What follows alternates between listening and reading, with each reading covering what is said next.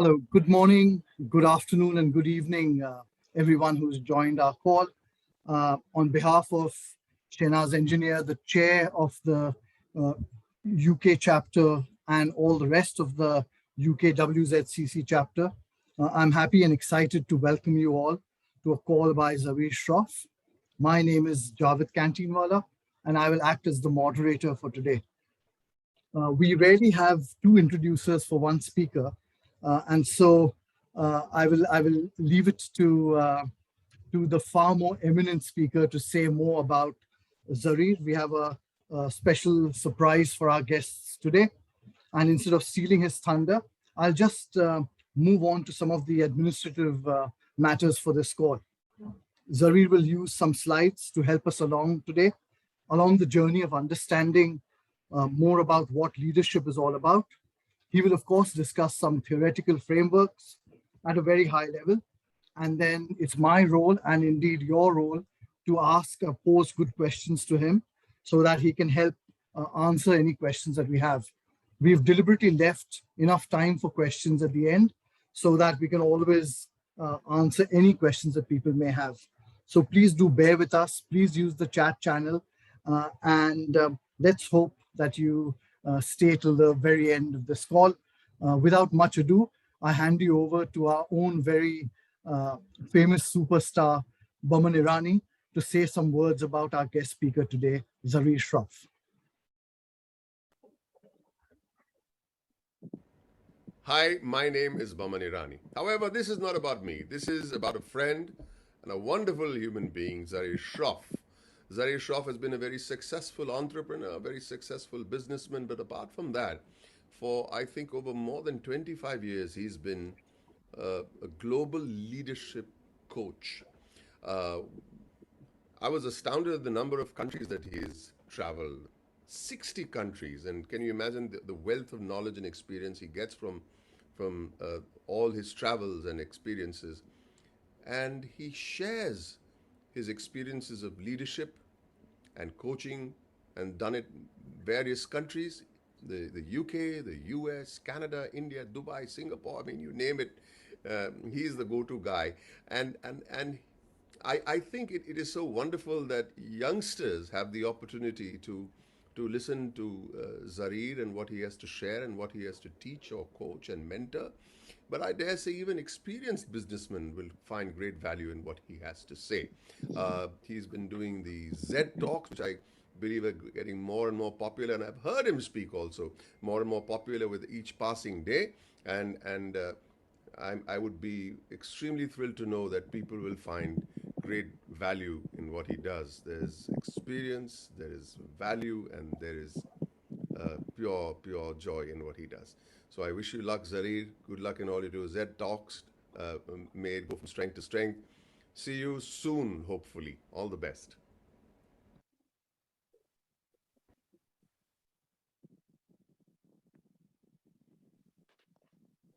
Hi, good morning, good afternoon, uh, good evening, everybody. I'd like to thank WZCC for giving me this opportunity to share some of my learnings with all of you. Thank you, Javed, for the introduction, and of course, Baman. It was a very warm and uh, perfect introduction as one could aim for. What we will do is, I'll just give you a brief context to what we are going to do today. First and foremost, this is a session for young and old people from different walks of life, different spheres of life. This is not necessarily to do only with business. Also, what we will be discussing is something that I've learned across decades of handling people. And it is not necessarily the only right way. It is not an exhaustive list of what we feel should be done. But these are things that I have seen from my practical experience, attributes, qualities, and skills that will work with us. So let us begin by understanding what is leadership. What does leadership mean to you? Some people think leadership has to do with seniority. Some people think leadership is to do with hierarchy. Some people think leadership is to do with titles. Is only a CEO a leader? Is only a 5-star general a leader? Or is it that the most talented person is normally the leader? In fact, if you will see a classic example, if you have a cricket team, there are some people who are good bowlers, some people who are good batsmen, and various other skills. And it is not necessarily the most talented player who is the captain. It is that player who can assimilate his team with him and lead them to success. That is a good leader. And we have a classic example of that with Ajinkya Rahane, who captained practically a second 11 team in the series with Australia and came up with great success. So what I would like everybody to understand is basically a leader is a person who can translate vision to reality, inspire, motivate teams, and lead them to a joint success, lead them to success together. So what we see is a few attributes. This is not exhaustive. This is like a mind map. If you had to describe a leader, these are some of the common words that always come up whenever we discuss leadership. We are going to make this session interactive, and occasionally I will be asking you for your opinion. Javid will also be giving us a couple of points so that we can have a little change of perspective. So let us start with the first question. This has been something which has been in a lot of people's minds. Are leaders born or are leaders made? I would request you to just put in the chat either the word born or the word made, and then we will take this conversation a little ahead. So please, we would like your contribution so that you actively participate in this. Feel free to share your thoughts. Thanks. We're seeing some active participation. Appreciate that.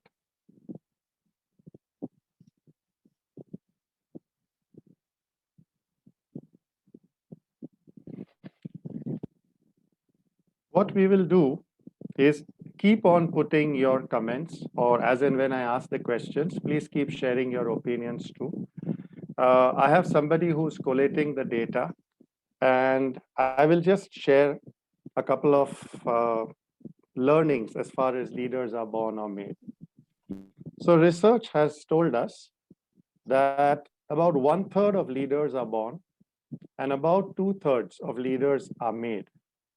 What we mean is there are people who are born with natural leadership qualities, who are extremely assertive, who can motivate people, and it comes to them naturally.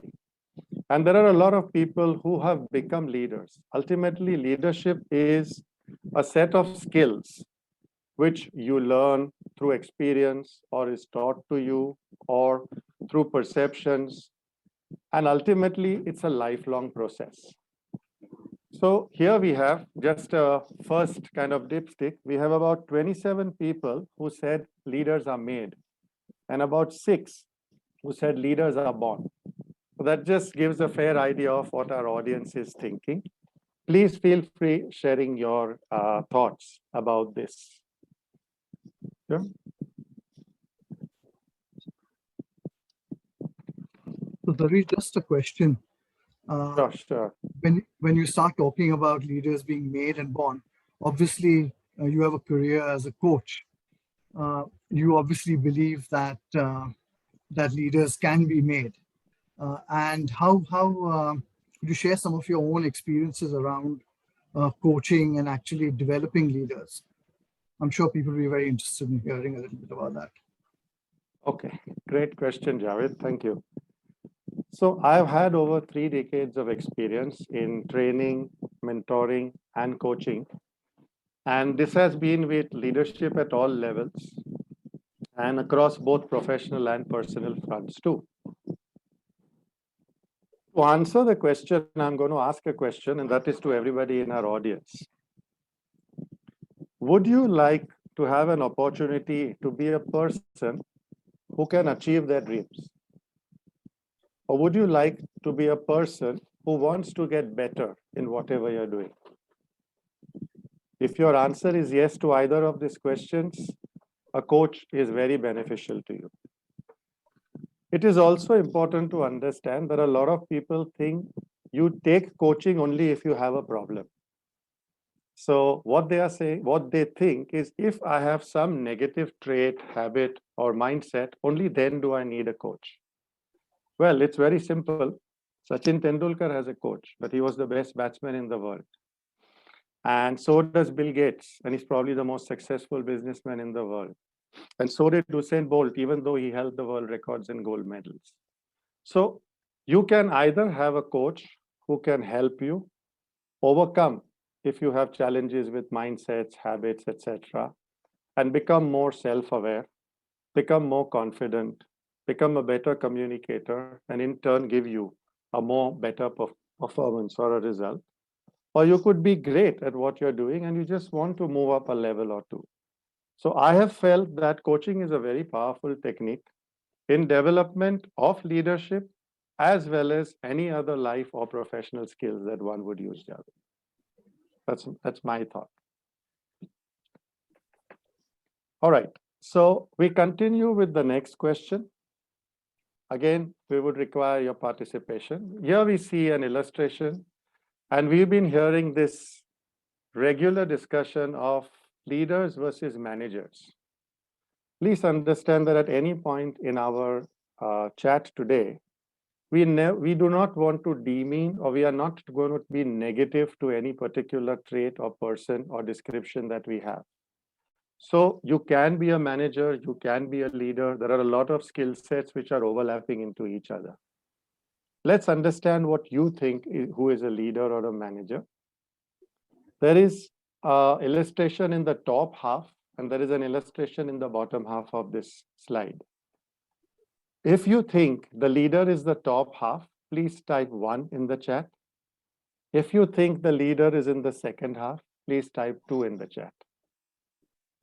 Let's see some of your responses, please.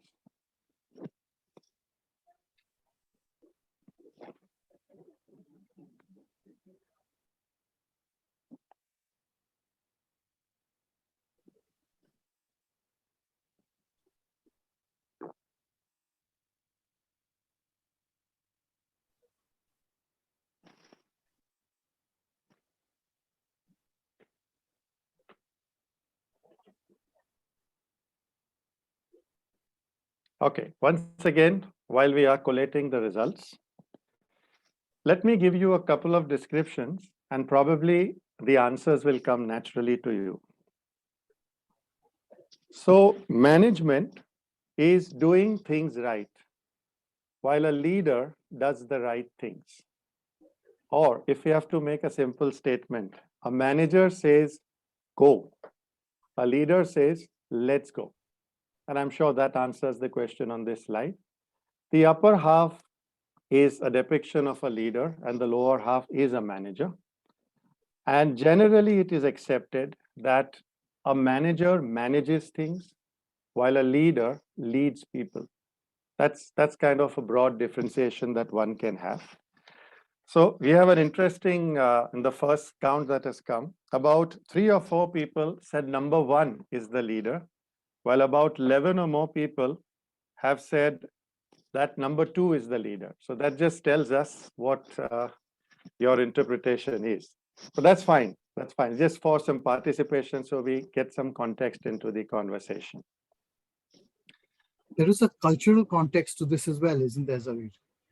In some ways, yes. Yes, Javid. So I won't say this is like a perfect answer. But this was just to get in the interest of the people, get in the interest of our audience. And there's a lot of active participation. I think it'll time to collate everything. So now from here, we move to what we've heard or what we believe are myths of leadership. Now, when we say myth, we are saying that what leadership was probably 20 years ago, 30 years ago, and what we need as skill sets of leaders in today's world, which is extremely fast moving and changing quickly. There are certain things that will remain, and there are certain things that could change. So we will refer some of the points here. Once again, we are not running down anybody who comes across with these points, because there are people who have succeeded brilliantly. So for example, to begin with age, at one time, people used to think that the senior most person in the group or the company should head the company or be a leader. Or there was this talk that only extroverts become good leaders. There was also this perception that leaders have to be all powerful in the sense they can do no wrong, they show no feelings, you never question a leader's decision. They're not supposed to show any emotions. They're supposed to be just go ahead and rule and just walk and people will follow. These are kind of some of the common thoughts that were there in people's minds. Today, especially in the last 18 months that we have seen, the world has changed immensely. And frankly, since the world has become more digital, the pace of change has also become extremely fast. So today's leader needs to have a few set of skills which I have seen through experience have worked and has been very successful in handling success or being able to move the company from one level to another.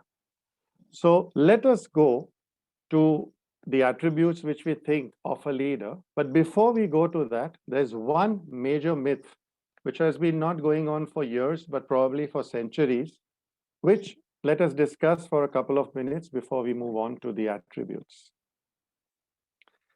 This is one perennial question that I have consistently come across, read, heard in interviews, and have a lot of conflicting views. Is women can't be good leaders, which is rather a big myth, and it's high time that it is shattered. No disrespect to the gentlemen who are in our chat today, who are in our audience today. But we have seen time and again that there are a lot of women in every field in life who have been very successful and have had very successful personal and professional journeys. Couple of things which work for a women leader. One is that women generally are more transformational in their leadership style. They are more empathetic and they are more self-aware. These are amazing qualities for a leader to have, and a lot of women leaders have shown those qualities. Let us take one simple example. During the COVID crisis, the countries which were led by women leaders have been very successful or have handled this challenge very well. Top of the list is New Zealand with Jacinda. Then you have Taiwan. Then you have places like Germany, Finland. Somehow these ladies who were heading their countries have handled the crisis admirably. Let us have a brief shot of some people, some leaders who we think have been very successful in today's world. So the top left-hand corner, we have Jacinda Ardern, who is the Prime Minister of New Zealand and has led them through not one but two major crises, the terrorist attack as well as the COVID, and has healed the country literally. The top right-hand corner, we have Dr. Geeta Gopinath, who is the Chief Economist of the IMF and is considered one of the most influential women of the current century.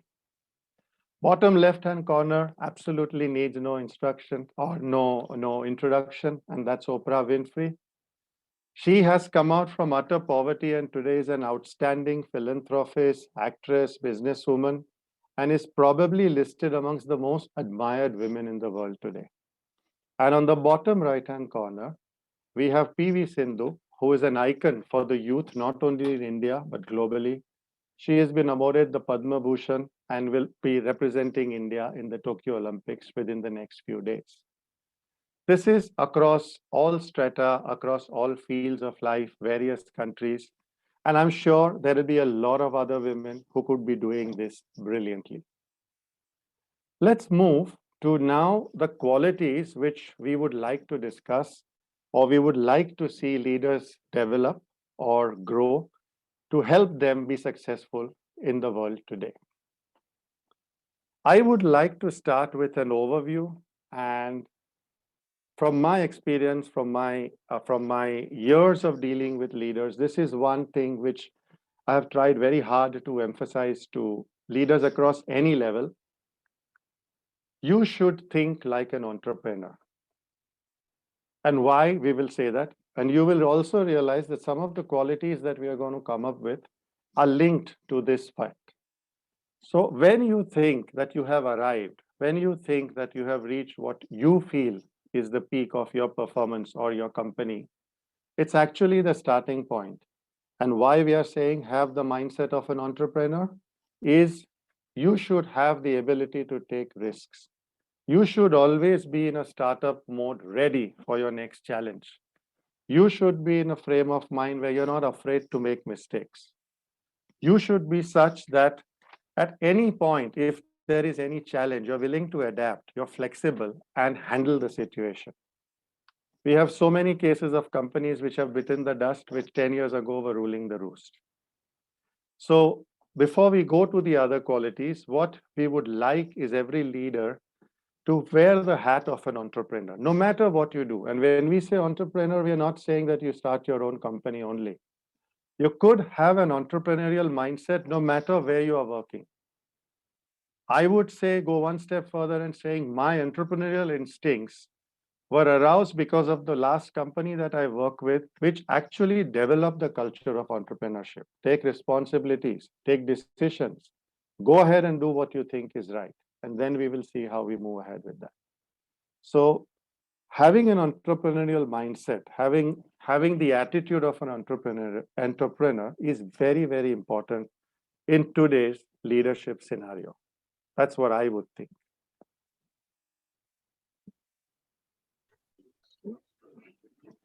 So Zarir, just a quick question. You have successfully worked in two very different countries, India and the UK. Do you have any advice personally for young entrepreneurs or people who want to follow you on that journey? And then perhaps we can hear maybe from Adel Davar in New York about what he thinks the definition of entrepreneurship is according to the WZCC, and if he has any comments to add to this discussion. First, Zarir. Okay, sure. Thanks, Javid.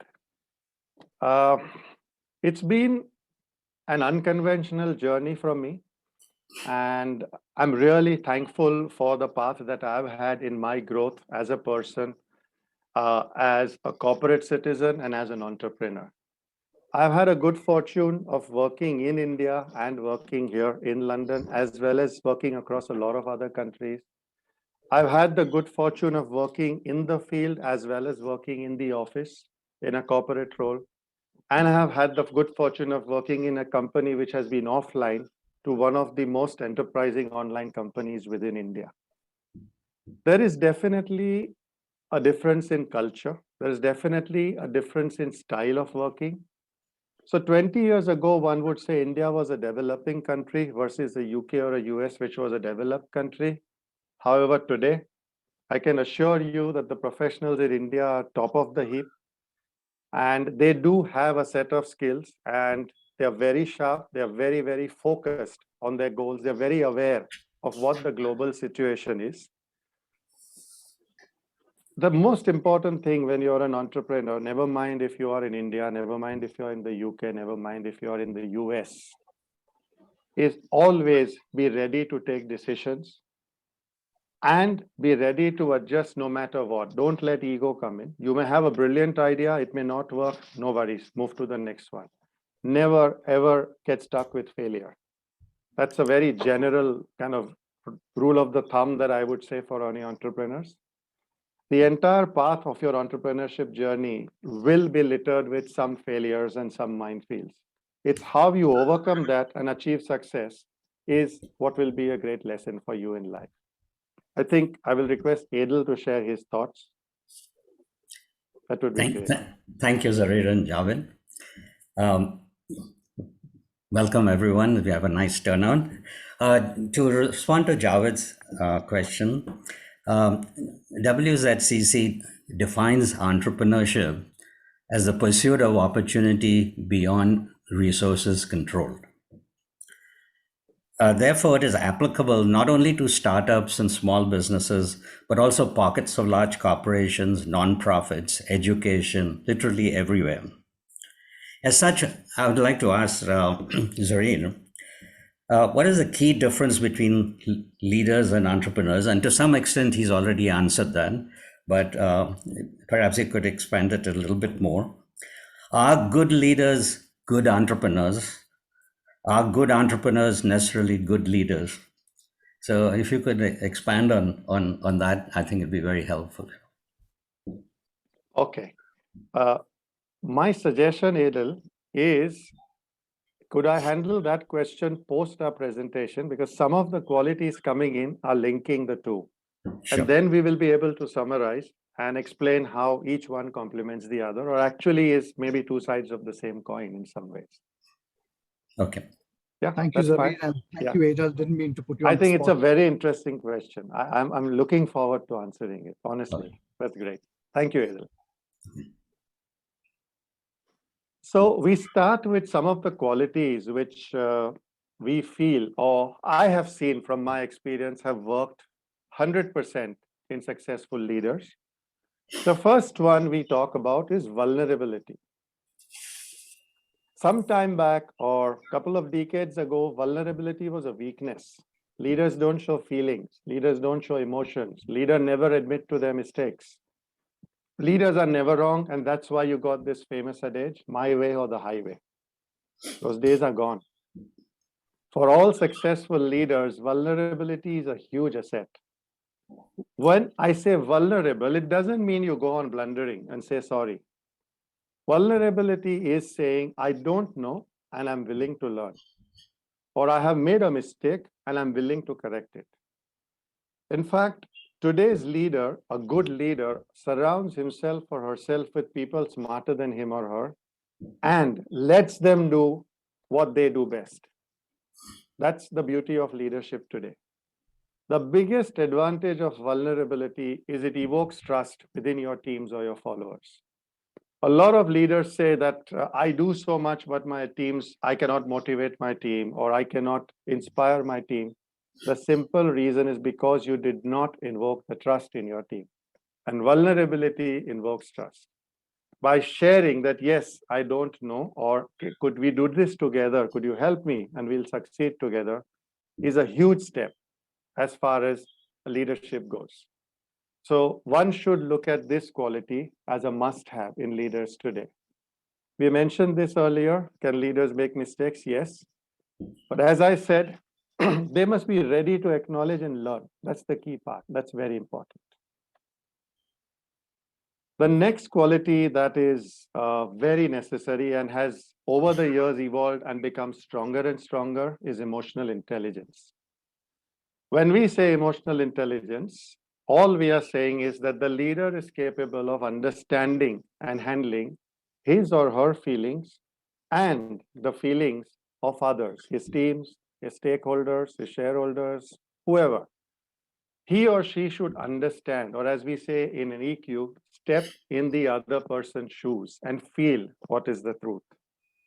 And this quality is in many cases even ranked a notch higher than intelligence or IQ. Ideally, both should complement each other. You cannot have a leader in high IQ and low IQ. Of course, it'll not, EQ and IQ will not work. But this is something that should be developed. And this is one of the core areas where coaching helps immensely. A lot of leaders think they have this quality or think they understand their followers or themselves, but a heightened self-awareness or ability to understand themselves leads to tremendous results. In any field, please understand, we are even talking of your personal life. It could even be within your family, your personal associates, association. A person who is empathetic, a person who has a good IQ or EQ will always get along and be able to find solutions. The next quality we are talking about is adaptive leadership. Now, adaptive is a very general word. What we are saying is be flexible, be mentally agile, be agile to take changes as and when it comes. And some of the classic examples we know in this case are people who are leaders in their field like Nokia or a Kodak, and they are completely zilch today. Especially now in the last maybe 10 or 15 years, the digital economy moves so fast that what was your champion product or service today, 5 years later could be extinct. And if you're not agile, if you're not adaptable to change, you are going to go out of the business, or you're just not going to be successful, even personally. This is very important for an individual also to understand. And one of the biggest qualities that is seen in top class leaders is adapting to change. That's very, very important in today's world.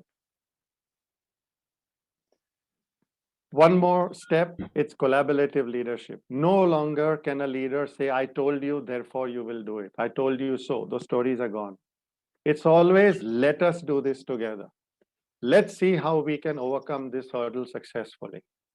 There's a golden rule that either the entire team wins or nobody wins. This is one of the strongest weaknesses I have seen in young leaders. There are a lot of people who are individually very talented, very brilliant in what they do. They are star performers, but they can't manage to take the team along with them because they're not able to understand that now success is us. It's not me or I. So if you understand that, if you're able to transition this gap, you will be very successful as a leader. It is a very important concept that people need to understand. This is very important in today's world. And as we joke that earlier, the boss fired the people. Today, workers fire, they just walk off. They're not concerned. It's not that there's a halo around your boss and people will just sit. You have to inspire people. You have to make them believe that they are all in it together. And then you get 110% from everybody within your team. Again, this is a more general skill, adaptable in every area of life. And probably nobody can be a better example of this than the ex-president Barack Obama. Barack Obama talks like a leader. Barack Obama behaves like a leader. If Barack Obama goes to a primary school, still people respect him. If he goes to a book launch, or if he's even doing a keynote address, he just has the stature of a leader. And that is due to his brilliant communication and interpersonal skills. And unfortunately, there are so many cases of world leaders today who go on hitting their head to the wall, have the best spin doctors in the world, but don't have the conviction. So this is very important. Oprah Winfrey is another lady.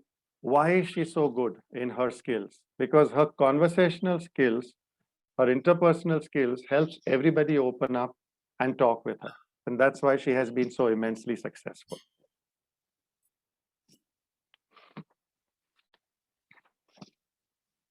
A very simple triangle or a correlation. Authenticity and integrity are the pillars of leadership. It is due to authenticity and integrity that you build trust. Again, this is something which is a blind spot for a lot of leaders who I've worked with. They believe they have the authenticity, or they believe that they have the integrity, but it doesn't work that way. A lot of people, when I've asked the question, on a scale of 1 to 100, where is your integrity? Somebody says 75, somebody says 82, somebody says 96. Trust me, integrity is 100% or nothing. You can't have bits and pieces. You can't have integrity because or integrity therefore. Either you have it or you don't have it.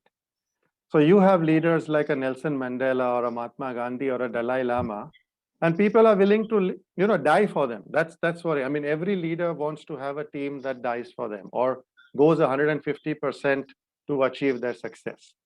So these are certain very simple qualities, but very powerful qualities, and have worked immensely and have worked very successfully and transformed people from just being ordinary people to being highly successful leaders and leading star teams. So these are some of the qualities that we spoke about. Of course, again, this is not exhaustive. Again, we are not saying that this is the only method, but these are some very, very strong qualities which have assured success in the long run. I was very keen, and after discussing with the WZCC committee, we've just put this slide. I have had a lot of interaction with young people, young leaders, leaders who will in future, or young people who will be leaders in future. And when I say young, it could mean anybody from maybe 12, 15 years to 25, 30 years of age. The common kind of feedback or feeling that I get from them is, we are confused, or we are not too sure, or we're not too confident of what to do next in life. those are the kind of general thoughts. There are some young people who are doing brilliantly, and God bless them for that. That's great. Again, I would just like to share 2 or 3 learnings that I've had looking at life or looking at leaders, looking at development of people for the last 20 to 30 years. There is a lot that life will give you. There is a lot of opportunities that will come in your life. So if at a particular point in life, you have been a little slower or you have not been the top gun, that does not mean life is over. I promise you that across life, you will get chances to even out. Also, what happens is there are lessons that life teaches you, which is besides what you would have from a classroom or a book. A simple lesson that life teaches you is how to lose. Now, you'll wonder, why should anybody learn how to lose? But it is very important because you will get challenges in life. If you just had an even career, if you just had an even life, and you've not understood how to balance the good and the bad, a lot of people break down at the smallest jolt. So you have to remember that there are many opportunities and many lessons that will come in life, which will improve you, which will give you skills that you can develop. Secondly, a lot of people judge success based on other people's parameters. I request you, and that goes for anybody, you define your own success.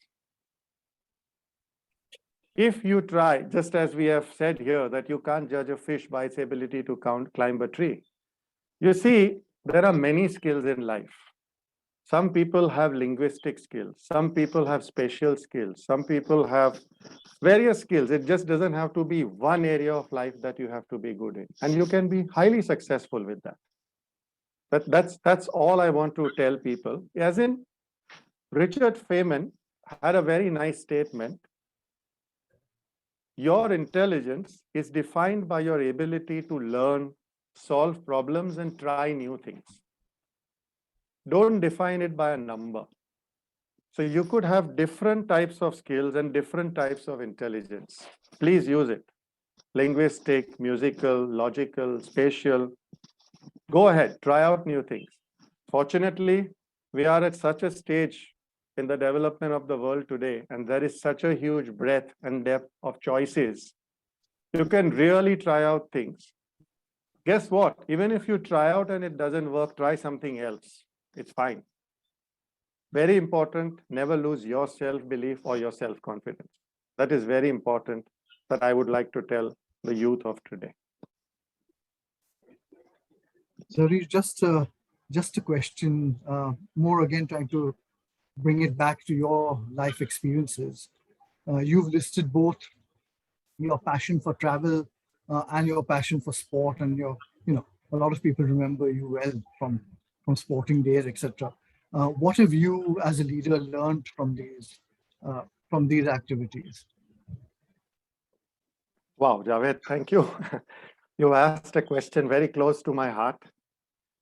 And I firmly believe this is, and I thank God for it, that besides my corporate life, working life, my education, which I'm thankful for, there are 2 things which have formed my life, my character, my personality. One is sports and one is travel. Sports built my character. Unfortunately, I was in team sports. In fact, there was a discussion we were having with Edel the other day, and we were on the same line that sports is something which is immensely helpful in building the character of a person. So besides the normal stuff, like, as I said, team spirit, leading there, and as I said, learning to lose. In fact, some of the best friends in life I've made have come from the field of sports. And it has stood me in good stead in anything that I did. And I have been successful because there was something that I learned from sports, consciously and unconsciously, which till today I respect and revere. In terms of travel, what I can say, it's the most enriching experience of my life. Now, people will say, what is so great about traveling? What is so great about going from one country to another? The biggest lesson in life I learned came through travel, and that was to understand people. no amount of books I read, no amount of classes I could have gone through would have taught me how to talk to people, how to behave with people, how to negotiate, or basically just handle people from diverse countries, societies, diverse walks of life, diverse communities, and successfully handle them. So that I personally believe has been a big, big lesson for my life. And I'm very thankful. I mean, if somebody asks me, what's your greatest wealth? I say travel, not money, not materialistic, not houses, cars, but it's travel. That's what I believe in. Thanks, Zarir. Yeah. We've had a couple of comments come through as well. So sure. So what I suggest I'll do, Javid, at this point is I'm just leaving the last slide on because I don't know, a lot of people are even connecting with me on my mobile. Just leaving my coordinates there and a brief about what programs I've curated. Let it be there for a short while, and then we'll leave the forum open, or you can begin with the questions that have come and we'll pick them one by one. Maybe we'll start with Edel's question and then we will take it ahead from there too, right? Sure. Okay. Also, just one request to all our listeners and all the audience. I have two simple questions. This is the end of our session. You don't have to bear me anymore. We have only two simple questions that, again, I'd like you to put in the chat. First, name one leader, no matter which field of life, dead or alive, who has inspired you and impacted your life positively. All right? Just go ahead and put in the chat. And the second question I have, I request you to answer. If there was one takeaway from our presentation today, from our talk and chat today, what is it that you are going to take and use it or implement it in your life, personal and professional life? So please share your thoughts. I'm beginning by answering Edel's question, and then we will take up questions as they come. Javid will be curating those questions or checking. We will work on answering as many as possible or all of you all as possible, but we may have a time constraint, so please bear with us. Another thing is, as I have left my coordinates here, most of you, I think, even have my email ID, but in case you would like, it's very simple. It is zarirshroff@yahoo.com. You can reach out and I'll be happy to answer any question you have. In fact, I love the interaction part of any webinar that I have done. Guess what? It's not you, but even I get enriched by it. So it's beautiful and it's a win-win for everybody. Okay. So let's begin with the question that Edel had, that between the entrepreneur and a leader, kind of what part of a leader is an entrepreneur and what part of an entrepreneur is a leader? Have I heard that right, Edel? Yes. Okay. So if we have seen some of the qualities that we have discussed in the attributes of a leader of today are exactly the attributes of an entrepreneur. Frankly, there are leadership styles and different people have different leadership styles. And the one that I recommend most, and that's the one that blends the two, is you should have an entrepreneurial style of leadership. So you are aware of what's there, you're ready for change, if any, you are ready to take risks, if any, and that makes you ready for any situation and moves you ahead to success. A lot of young entrepreneurs today, I have seen, have one quality that you mentioned, Edel, is contribution to the community. A lot of young leaders today are very environmental conscious. A lot of young leaders today want some part of what they are doing to contribute or positively impact society. So that is a very, very noble cause. That's a very good social cause that entrepreneurs look forward to. But if I had to say, I would say that entrepreneurship and leadership are probably two sides of the same coin. I would love to hear your thoughts too, Edel. Yeah, that I've always struggled with that a little bit. And, there are a lot of things, as you mentioned, common between leaders and entrepreneurs. the question that I always had: are good leaders automatically good entrepreneurs?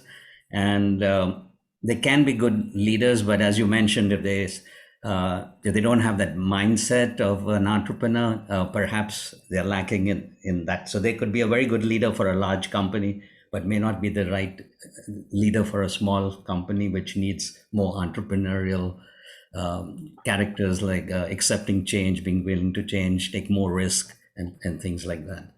And similarly, the other way around, if you're a good entrepreneur, the chances are you're a good leader, but not necessarily so. You could be a little bit on the cautious side, and again, be able to handle a very large company, but may not be able to be very comfortable with the risk factor. So there's a certain amount of overlap, but I would say not automatically. All good leaders are not necessarily good entrepreneurs, and all good entrepreneurs are not necessarily good leaders. True, true. There is no perfect answer to this. So, Right. so we'll go with that. Also, I have a list of what people have given as their, just see the wide bouquet that we have. That'll give you an idea. So here we have leaders according to the participants on our chat, starting from Prophet Muhammad, Anthony Robbins, Phil Knight, Rahul Dravid, Jalaluddin Akbar, Mahatma Gandhi, MS Dhoni, Kapil Dev, Sam Manekshaw, Napoleon, Saurav Ganguly, J.R.D. Tata, SD Tantra, Edel Davar, Ashok Zarathustra, Atal Bihari Vajpayee, Richard Branson, Nelson Mandela, Dalai Lama, etc., to name a few. Very modest of you not to call out your own name. No, there is not. I've not read it. Okay, I've not read it, sorry. And in terms of the kind of learnings that they would like to take from here, is like adaptability, teamwork, authenticity, integrity, trust, conviction, dedication. Of course, there are still a lot of questions coming. So why don't you pick one or two, Javed, and share with me, and then we'll move ahead from that. There aren't any questions really. There were more okay. comments. Somebody raised their hands, I think. Let me see. Hi, Navroz, are you on the chat? I've got some question from you.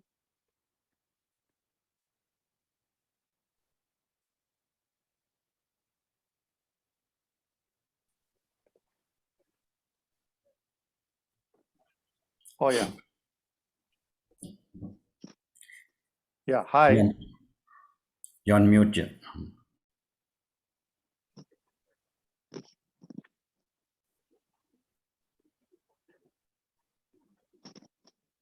Hi, could you just unmute yourself and we can talk? In the meanwhile, maybe we can go to Karishma. I have tried to unmute you, Karishma. Maybe you can. Yeah. Probably you'll have to unmute from your end. Sorry, we can't hear you, Karishma. Hi, Yasdi, could we have a system to unmute those who wish to ask? Can you hear me now, Mr. Shroff? We can. Yes, we can hear yes, you yes. And please, my name is Just Zarir. filling in Let's a not be question formal. while you're waiting for your other speaker. Sure, sure. It was a fantastically inspirational talk. I'm really grateful to you and the organizers. An interesting question to you would probably be, as we say, adaptation, a challenge to be converted into opportunity. How important is it for a leader to change their style of leadership, depending on the mentee or the team that they are part of? Like my mom always says, don't measure everything with the same yardstick. But how do we translate that into leadership?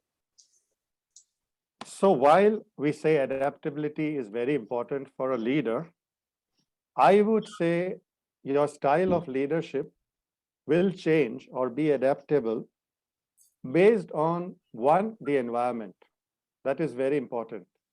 So to give an example in the world today, the last 18 months have been a challenge on a personal and professional front with everybody. And when you have understood what the challenges are and have been flexible and have adapted to them, that's when you changing your leadership style is positive. Otherwise, if you had a style where you got empathy, where you have required emotional intelligence, where you're honest forthright and have the integrity to deal with your people, you will always be successful. So you need not be like a weathercock.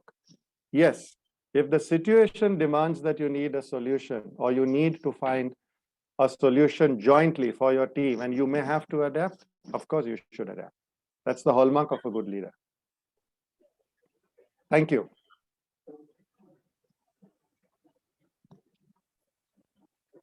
Please write your questions in the chat too. I'm more than open to take them.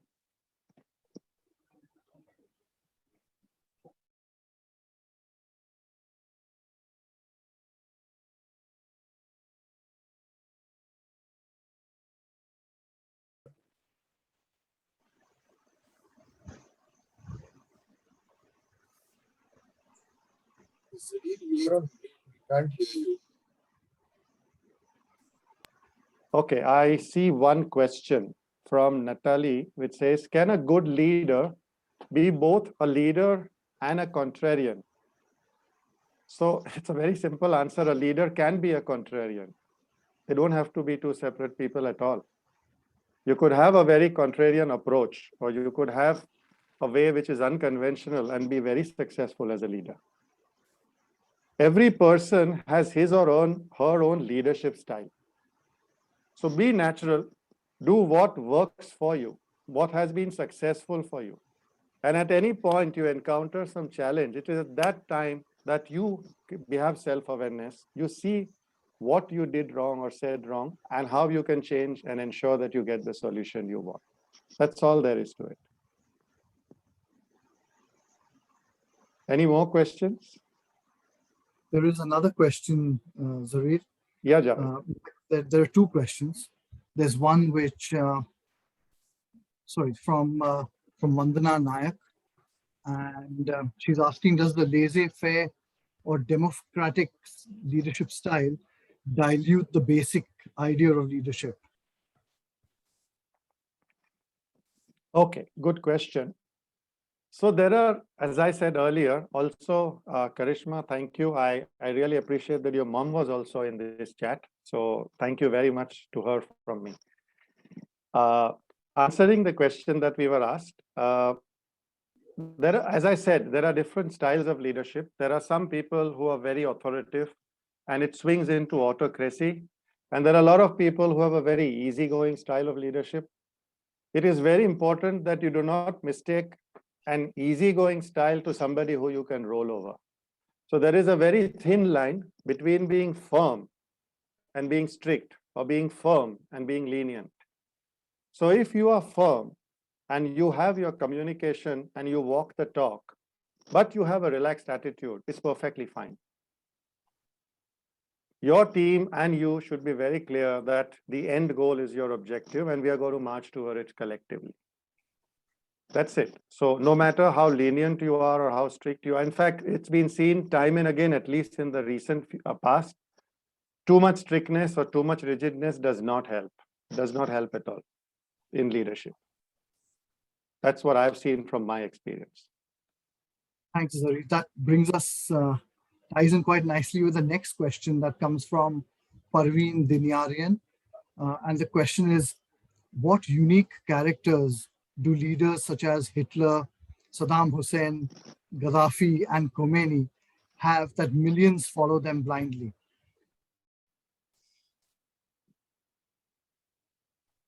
I can answer only in one line. They were not leaders at all. They were dictators, they were autocrats, they were not leaders at all. You can force somebody to follow you. They were not inspiring the people. You could I mean, let's not go into that. I don't want to be political, but what I'm saying is they do not come under the definition of a leader. It's as simple as that. Okay. I'm just going back to have a look. Yeah, please. We've got a question around. Yeah, good point, Zubin. There's a difference between fear and respect. Very true. Very, very true. Okay. Yeah, happy to take some more questions, please.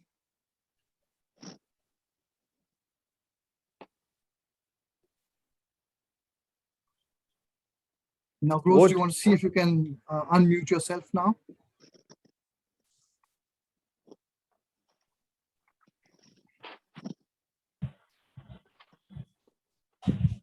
Yeah, I can. Okay.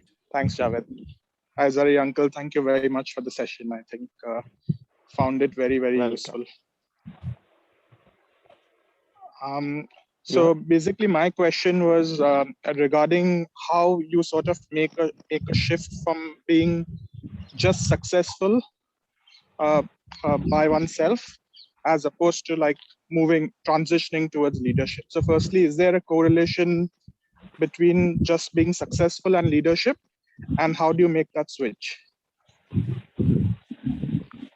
Okay, great question, Navroz. If you remember when we were on the collaborating team slide, this is the biggest challenge for young leaders. Leaders like you or of your age who aspire to lead a company, a department, a section someday in future. The transition is going to be in your mind first.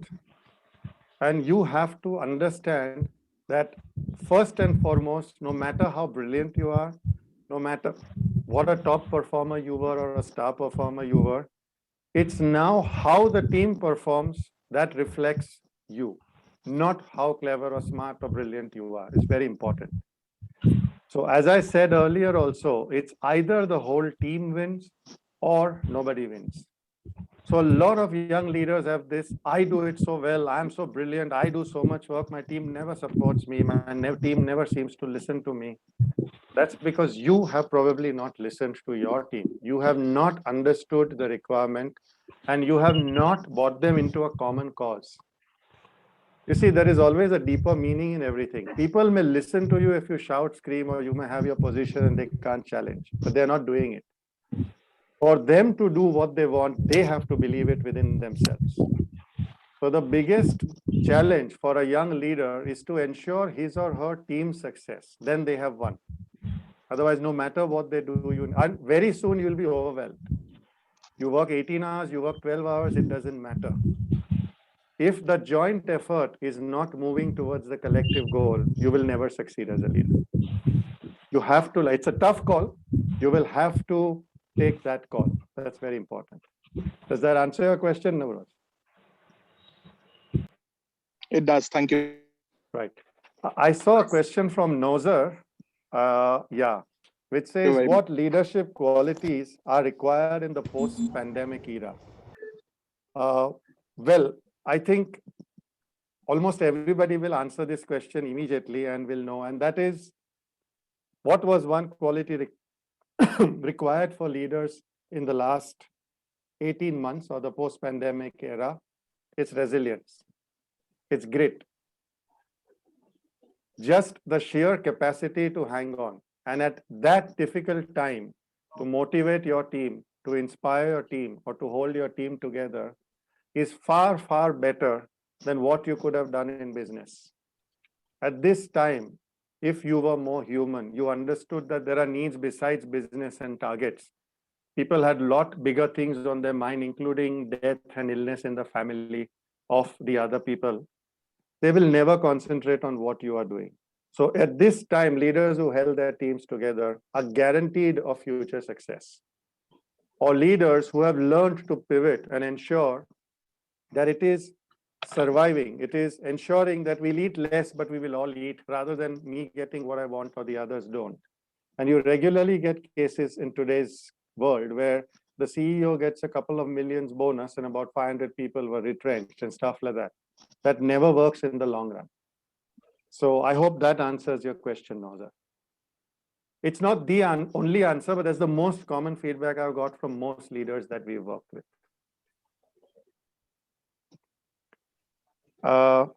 There's a question from Natalie which says, I have a tension between talking in an outspoken way and listening to people. How do I do both? So Natalie, we come here to one quality that a leader has to have, and that's communication. The strongest part of communication is if you can listen powerfully. If you listen powerfully, if you understand what is spoken, and more importantly, what is unspoken, whatever you say will translate into action with whoever you are communicating with. I guarantee you that. Is that a fair answer to you, Natalie? Or you would want to say something about it? Please let me know. Can you unmute yourself, Natalie? Is it possible? Yeah. Thank you. Thank you. That was a good answer. And I think also the focus on teams was a good answer. Make the success of your team speak for you. That spoke to me. Thank you. Welcome. Thanks. There was somebody else who had a question. I have one question here. EQ skills are fairly new in the leadership quotient. Sorry, Beros asked this question. EQ skills are fairly new in the leadership quotient. Can you tell us why young leaders should not be afraid to be trained in this area? So, Beros, let me tell you one thing. EQs existed for probably more than 50 years also.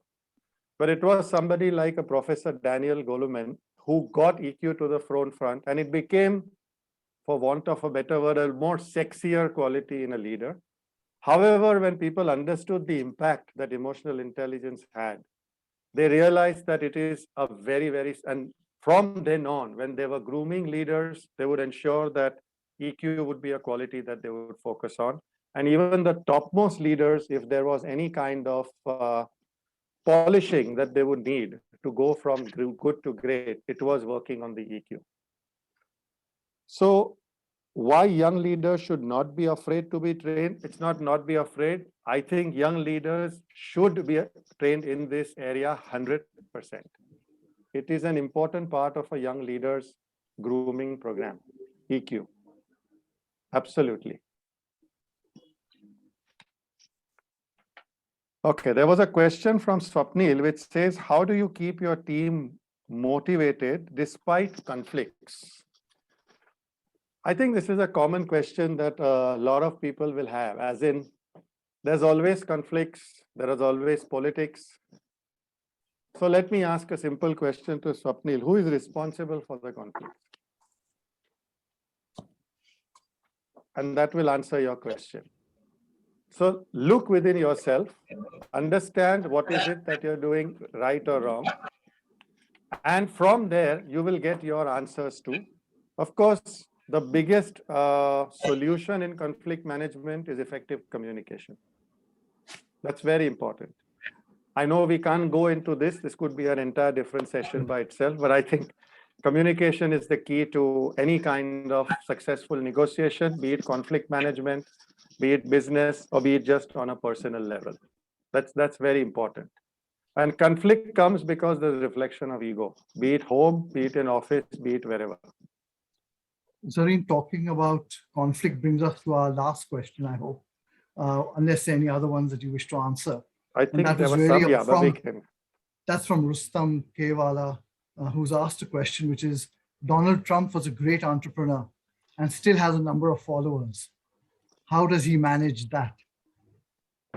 So I go back to the question which was asked previously. In my version, Donald Trump is not a great entrepreneur and Donald Trump is not a great leader. I'm sorry if I'm sounding a little convincing in that. Well, that's the 50% 50% of the United States thinks he is. So, or, you know, I would not like to comment on politics or the mindset of the American people. But if we had to sit and kind of dissect or do a SWOT analysis on Donald Trump, you'd be surprised at the flaws in his style and his personality both. So sorry, but I would like to rest past that question with that, because I don't want to make it a negative forum for anybody. Let's discuss on what we can do, how we can improve. So I hope it answers your question, but this is the best I can do it in this. There was one question. Yeah. Zarir, could I add a little bit to your previous question about conflict and motivation, you know? Please. Yeah, in my experience, you know, to getting people motivated is a big part of eliminating conflict. And two ways to help that area is, one, to have an alignment of objectives and goals. If you can, rather than dictating a mission or dictating an objective, if you can align everyone's objective to the same objective, that's a great way of eliminating conflict.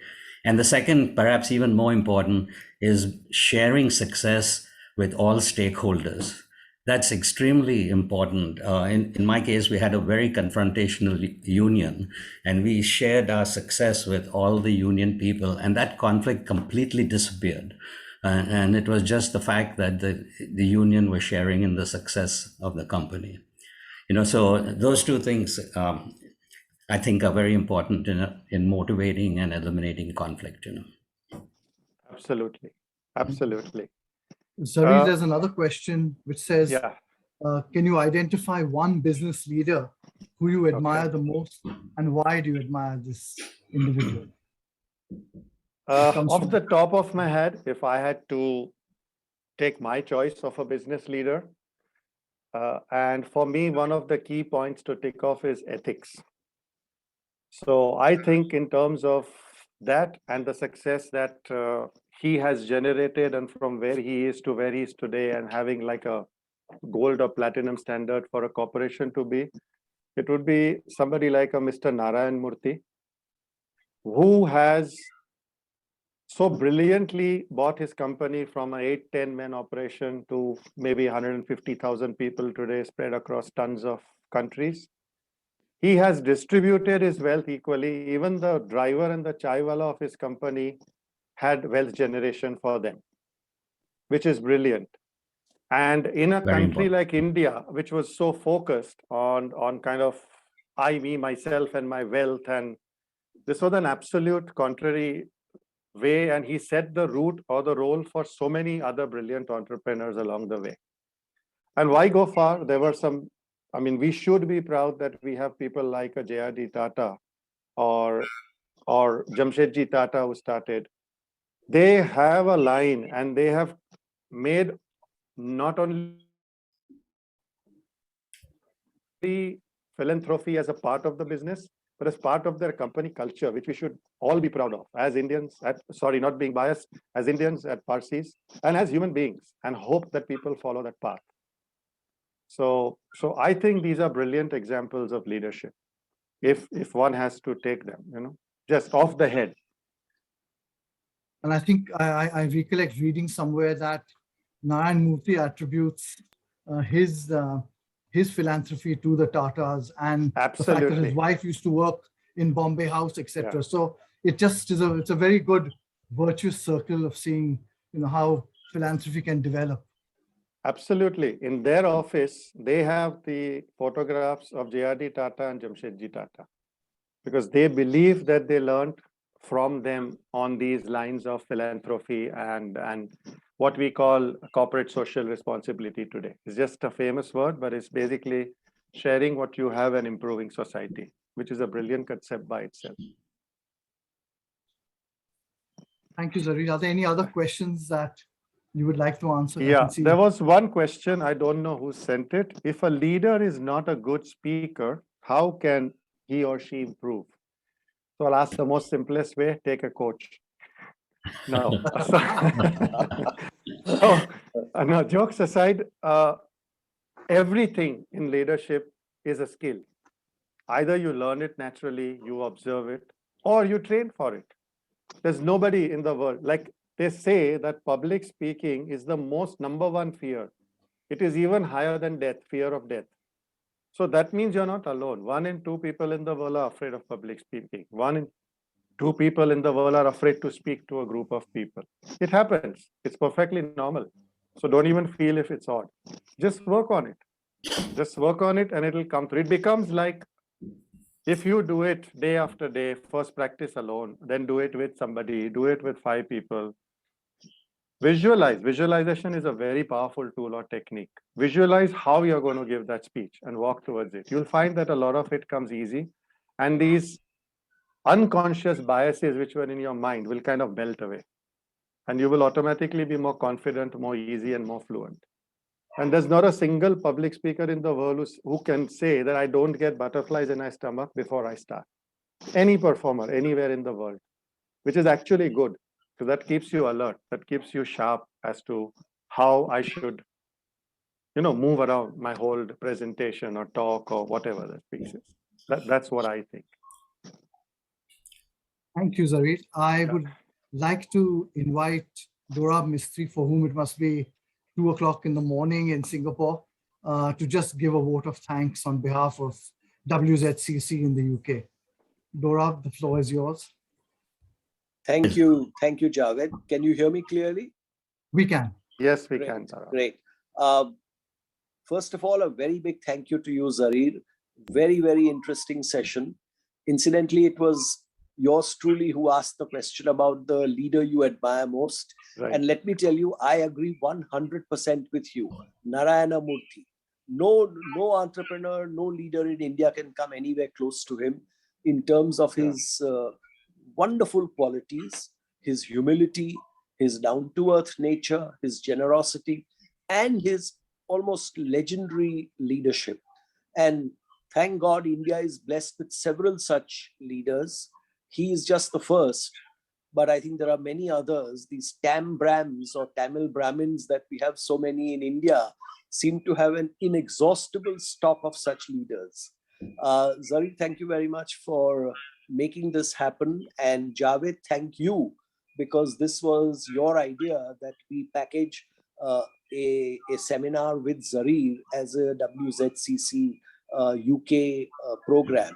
Adel, thank you very much. Thank you also for bringing up the comparison between entrepreneurship and leadership, because I think these two go hand in hand. To my mind, the difference is that an entrepreneur has also got to be an opportunist, whereas a leader can afford not to be an opportunist. But Okay. and all the 120 people from all over the world who, including Natalie Gandhi, who is a regular at WZCC webinars and asks the most interesting questions from time to time. Karishma Koka, your mom Jaru, and all the wonderful people from London, including my old friend Noshir Awari from the ZTFE trusteeship, who is tuning in today. Thank you for tuning in. We had a wonderful session. And Zarir, I just want to say big thank you to you on behalf of our chair, who is sunning herself in Cornwall, Shana's engineer. Thank you very much. But she has dialed in, Dorab. So yes, Yeah. she has. On a I patchy noticed. connection. Yes, indeed. She has indeed. Yes, yes. But we are only standing in for her. And Zarir, may I also wish you all the very best, because as I see this, you have had several careers in your life, and this Sure. is, I think, your third or fourth career. So, and you're still fairly young. You're definitely younger than me. So all the very best to you. And Javid, who is an outstanding leader of our community and a man who's likely to achieve many great things in life further on. Incidentally, just for a point of information, our Zoroastrian Trust Funds of Europe has provided the community with its youngest ever leader, Porash Jilla, who became president at the age of 30. Fezana think that they have provided a very young leader in Arzan Wadia, but with great apologies to my friend Arzan, he's a little older than Porash when he became president. But all the same, I think the Zorro community is moving in the right direction, and we are bringing forward young leaders to lead the community. With those words, thank you very much and good morning. Thank you, Okay. Dorab. Thank you. And thank you, Zarir. Thank you, everybody. May I just take a minute more, please? Sure. So I'd like to say a very warm thank you first to the WZCC for giving me this opportunity, and we could share whatever my experiences were, and I could learn and connect with so many people. I would also like to thank all of you who are on the call today, and quite a few who've been in touch with me on mail, on the phone, and a lot of them are interested in the video of our talk today. People have logged in from Canada, USA, Dubai, Saudi Arabia, India, Oman, and a couple, I think, of course, Dorab from Singapore, thank you especially, and a couple from Hong Kong too. So really appreciate your support. and hope that we can have such forums where we can share ideas, which is beneficial to everybody, no matter what age, no matter where you are in the world, and can help each other, because that's the biggest blessing that mankind has in the world today. So thank you very much. Thank you. I mean, there are a lot of senior people also listening, and I'm very touched that they have come into this call. So thank you very much, everybody. Appreciate it. Thank you. And a big thank you to Yasni Tatra, without whose technical Yes. brilliance that would not be possible. Yasni, thank you. Thank you, Zarir. Thank you. Yeah. Welcome. Welcome. Thank you. Thank you, Zarir. Thank you, Javid, Dorab, Edel. Thank you, Zarir. Welcome. Welcome. Most welcome.